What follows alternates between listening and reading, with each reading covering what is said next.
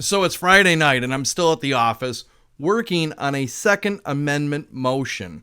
That's right, a motion to challenge the constitutionality of Michigan's concealed weapons statute that prohibits a person from driving in an automobile without a CPL.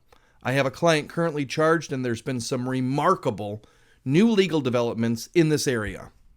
Now, normally I wouldn't post a video this late in the evening, but I'm kind of burning the midnight oil here, and I want to read to you from my brief because I've been putting all this together after some other remarkable attorneys have done some great work in this area.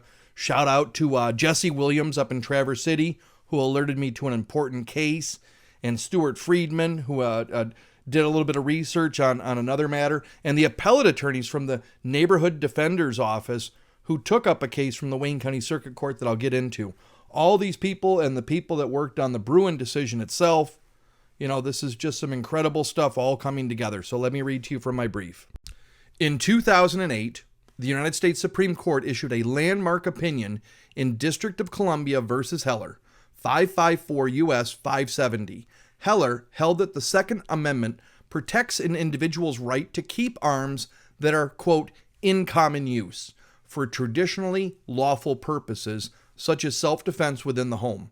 The court also confirmed that this right is not connected to, nor dependent upon, service in an organized militia.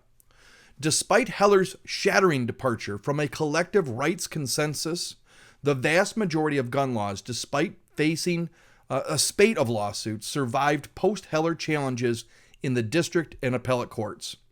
In 2010, the court followed Heller with another Second Amendment decision, McDonald versus City of Chicago, 561 U.S. 742.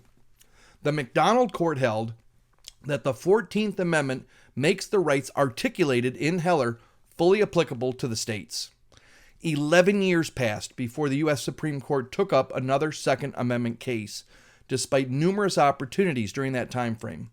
Ultimately, the court took up a case that struck down New York's century-old public carrying licensing law and announced a radical new framework for evaluating Second Amendment challenges.